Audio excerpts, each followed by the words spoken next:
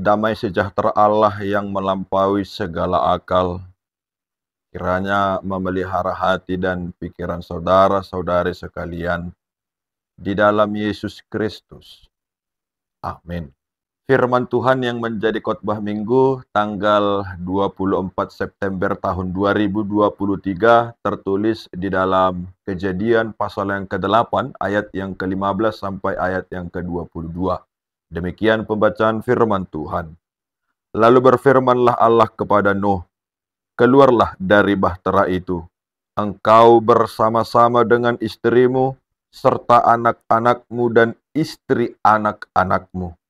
Segala binatang yang bersama-sama dengan engkau, segala yang hidup, burung-burung, hewan, dan segala binatang melata yang merayap di bumi, suruhlah keluar bersama-sama dengan engkau, supaya semuanya itu berkeriapan di bumi, serta berkembang biak dan bertambah banyak di bumi." Lalu keluarlah Nuh bersama-sama dengan anak-anaknya dan istrinya dan istri anak-anaknya. Segala binatang liar, segala binatang melata, dan segala burung, semuanya yang bergerak di bumi, masing-masing menurut jenisnya, keluarlah juga dari bahtera itu. Lalu Nuh mendirikan mezbah bagi Tuhan. Dari segala binatang yang tidak haram dan dari segala burung yang tidak haram, diambilnyalah beberapa ekor. Lalu ia mempersembahkan korban bakaran di atas mezbah itu. Ketika Tuhan mencium persembahan yang harum itu, berfirmanlah Tuhan dalam hatinya, "Aku takkan mengutuk bumi ini lagi karena manusia, sekalipun yang ditimbulkan hatinya adalah jahat dari sejak kecilnya. Dan aku takkan membinasakan lagi segala yang hidup seperti yang telah kulakukan. Selama bumi masih ada, takkan berhenti-henti musim menabur dan menuai, dingin dan panas, kemarau dan hujan, siang dan malam." Berbahagialah setiap orang yang mendengarkan firman Tuhan dan yang memeliharanya. Amin. Salam, saudaraku yang terkasih di dalam Yesus Kristus.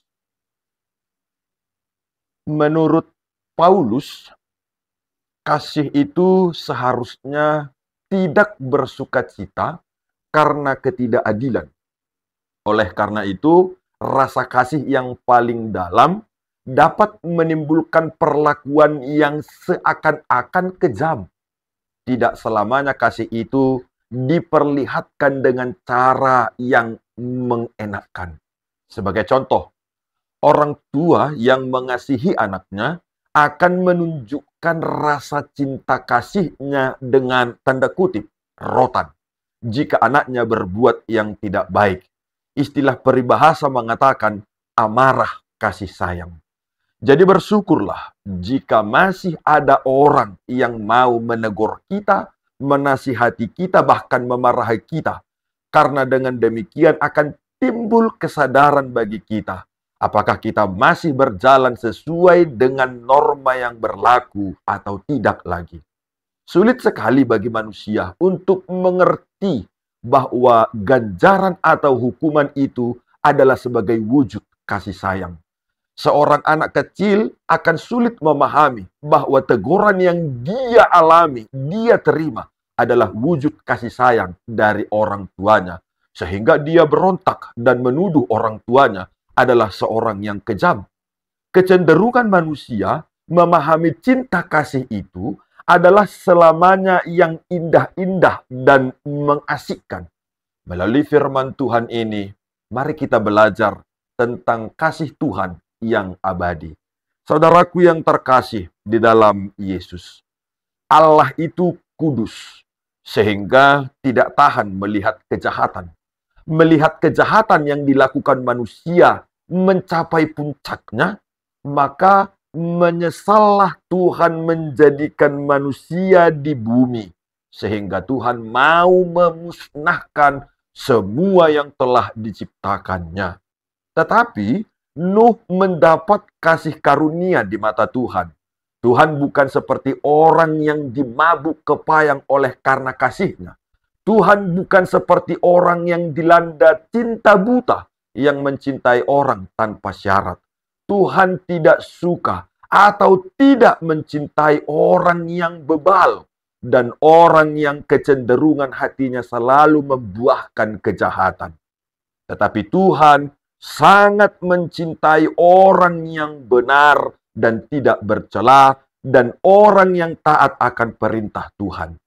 Kesetiaan dan ketaatan Nuh itu teruji ketika Nuh disuruh untuk membuat sebuah bahtera. Nuh lakukan seperti yang diperintah Tuhan.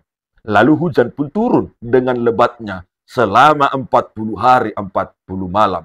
Selama 40 hari, air menutupi semua permukaan bumi 15 hasta di atas gunung yang paling tinggi, sehingga matilah semua yang hidup di permukaan bumi. Demikianlah Tuhan menghapuskan semua yang ada di atas permukaan bumi. Dan air itu berkuasa di atas bumi selama 150 hari. Lalu keluarlah mereka dari dalam bahtera itu.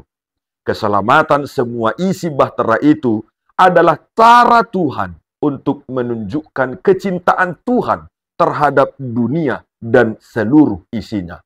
Keselamatan seisi bahtera itu adalah proses pemulihan seluruh ciptaan Tuhan. Angkatan manusia yang jahat telah punah, maka akan ada angkatan yang baru.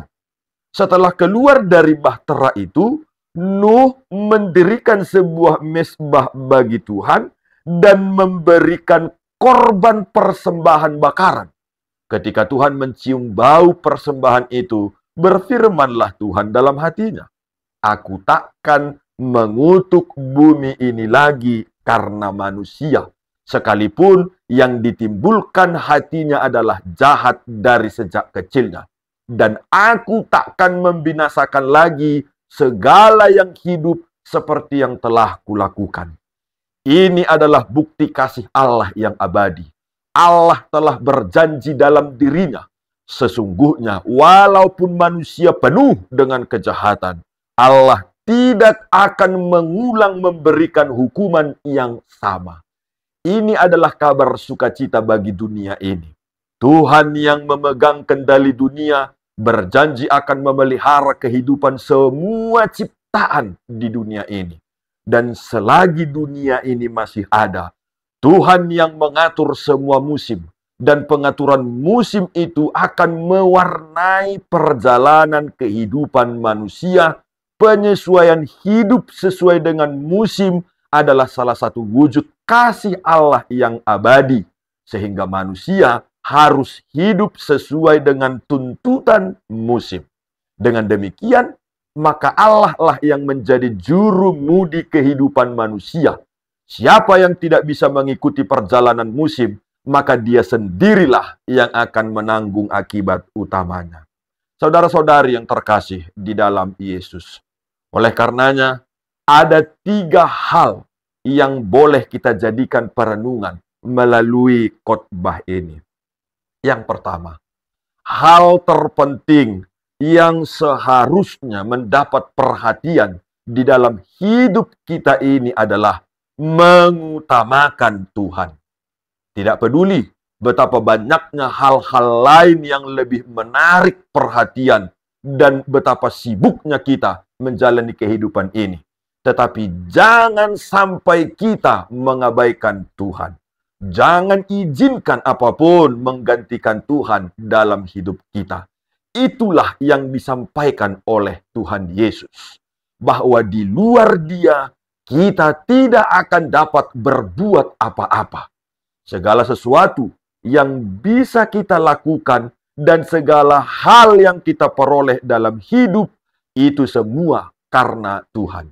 Oleh karena itu, hal terpenting dalam hidup ini adalah mengutamakan Tuhan. Mengutamakan Tuhan bisa kelihatan dalam keseharian kita dengan menyediakan waktu secara khusus bagi Tuhan, dengan menjadikan firman Tuhan sebagai prinsip dan pedoman hidup kita, dengan melakukan segala sesuatu dengan baik. Dan pada akhirnya, segala hal yang kita lakukan termasuk makan dan minum adalah untuk memuliakan nama Tuhan. Yang kedua, betapa indah hubungan Tuhan dengan orang-orang beriman. Tuhan mencurahkan kasih karunia-Nya dan memelihara hidup orang yang percaya kepada Tuhan. Sebagai respons, orang beriman menyembah Tuhan melalui segala tindakan yang menyenangkan hati Tuhan. Tentu, kita mengakui diri kita sebagai orang yang percaya kepada Tuhan Yesus. Namun pertanyaannya adalah, adakah teladan Nuh mewarnai sikap hidup dan tindakan kita? Sudahkah kita mematuhi Allah meski perintah Allah terdengar tidak masuk akal? Marilah kita merespon kasih Allah dengan melakukan segala sesuatu yang menyenangkan hati Tuhan. Yang ketiga, badai kehidupan boleh dahsyat. Badai itu boleh mengombang-ambingkan bahtera kehidupan kita. Biarlah bahtera itu terbentur oleh benda-benda yang keras. Tetapi orang yang tinggal dan hidup dan bahtera itu selamat. Bahtera itu ibarat Yesus. Walaupun badai kehidupan ini terlalu besar untuk dikendalikan, kita boleh saja dibola-bolakan oleh badai kehidupan. Walaupun Yesus mati disalibkan, namun orang yang hidup di dalam Yesus pasti diselamatkan. Jangan keluar dari Yesus walaupun sejenak, sehingga kita mendapat perlindungan yang sempurna. Amin. Tuhan Yesus memberkati. Mari kita berdoa. Terima kasih Bapa di surga yang telah memberikan firman-Mu kepada kami semua pendengar firman Tuhan untuk minggu ini. Berkati kami yang sudah mendengar dan menerima firman Tuhan.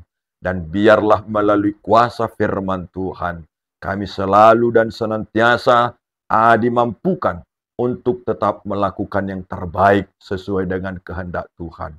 Dan Tuhan selalu memberikan apapun yang kami butuhkan untuk mampu melakukan yang terbaik demi kemuliaan nama Tuhan. Bapa di surga, kami mau berdoa buat mereka pendengar dan yang menerima firman Tuhan Yesus yang sedang dalam keadaan sakit dan sedang dalam pergumulan hidup.